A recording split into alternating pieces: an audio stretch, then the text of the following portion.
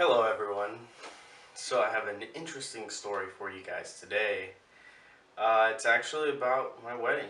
Um, I'm essentially here to tell you what not to do the week of your wedding.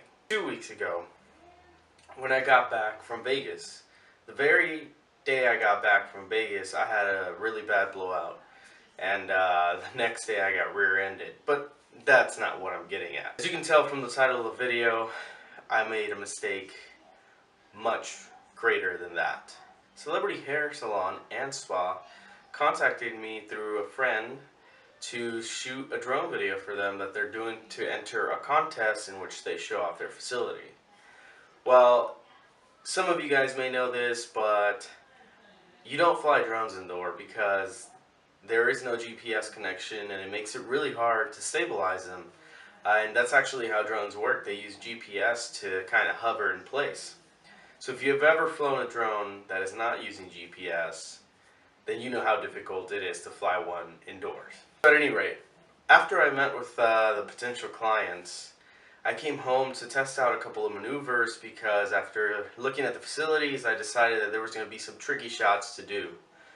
So once I got home, I did a little research on the best practices for flying indoors, and I decided that I should give it a try. And so, at the time, my fiance's veil for the wedding was hanging from one of my guitar racks behind me, and it was hanging to straighten out or something. I'm not sure how veils work. At any rate, I thought about it beforehand, and I thought, I'm flying way too far from the veil for it to affect anything, so I proceeded to test hovering in place indoors. And so here in my office, I was flying maybe 6 feet from the veil, from the bottom of the veil.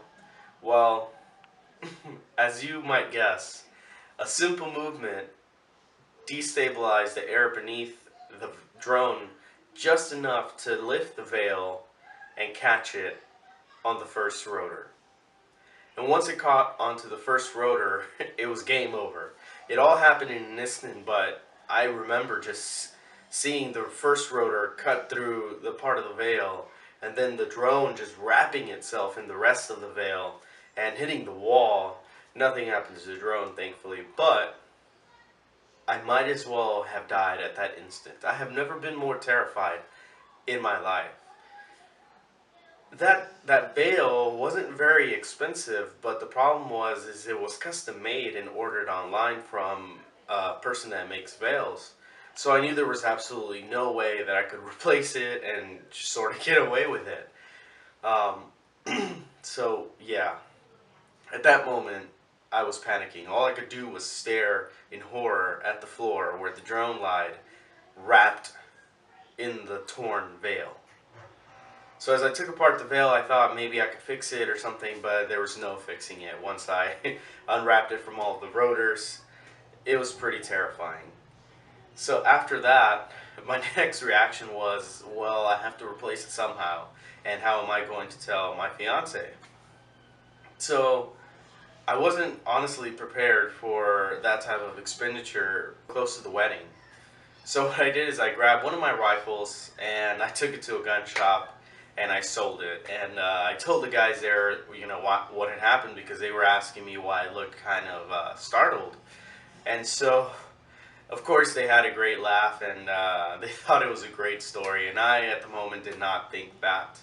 So, at any rate, right after that, I ran straight to David's Bridal and I asked them for the most expensive veil that they had, which turned out to not be the right color, so I ended up not buying it. But I kind of pre-warned them for me taking a niece to pick out a new veil, and that they would be very, very upset. I mean, that she would be very, very upset. So I get back and I text Denise that I would like for her to come home straight after work. And so she instantly knew something was wrong. I never say that. So she calls me and she says, "What's wrong?" And I answer, "Nothing, She says, "Just tell me." To which I respond, "Fine, I did something really, really bad. I'm really sorry, but I'm going to fix it. And so she asks, what did you do? And I said, I accidentally destroyed your veil with my drone. To which, of course, she all I heard after that was,